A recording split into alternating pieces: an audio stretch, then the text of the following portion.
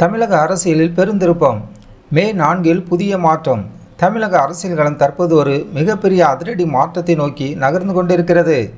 வரவிருக்கும் சட்டமன்ற தேர்தல் குறித்த பல்வேறு கணிப்புகள் வெளியாகி வரும் வேளையில் தமிழக வெற்றிக் கழகத்தின் தலைவர் விஜய் அவர்களின் அரசியல் நகர்வுகள் மாநிலம் முழுவதும் பேசும் பொருளாகியுள்ளது. குறிப்பாக வரும் மே மாதம் 4ஆம் தேதி தமிழகத்தின் புதிய அரசியல் அத்தியாயம் தொடங்கும் என்ற எதிர்பார்ப்பு அவரது ஆதரவாளர்களிடையே காட்டுத்தீயாய் பரவி வருகிறது. தேர்தல் கணிப்புகள் மற்றும் வாக்கு சதவீதம்.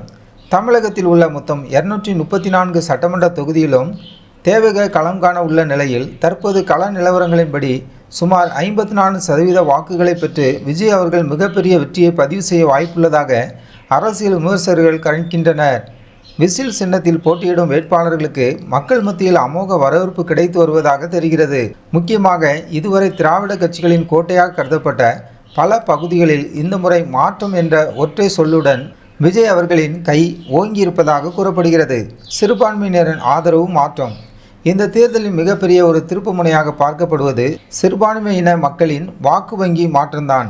பாரம்பரியமாக ஒரு குறிப்பிட்ட தரப்பிற்கு ஆதரவளித்து வந்த கிறிஸ்தவ மற்றும் இஸ்லாமிய மக்கள் இந்த முறை தங்களின் ஆதரவை விஜய் பக்கம் திருப்பியுள்ளதாக தகவல்கள் தெரிவிக்கின்றன. சமூக நீதி மற்றும் அனைவரும் உள்ளடக்கிய அரசியல் என்ற விஜயின் தாரக மந்திரம் சிறுபான்மையினர் சமூகங்கள் மத்தியில் ஒரு நம்பிக்கையை ஏற்படுத்தியுள்ளது. குறிப்பாக இளைஞர்கள் மற்றும் பெண்கள் மத்தியில் இந்த ஆதரவு அலை முன்பை விட பன்மடங்கு அதிகரித்துள்ளது.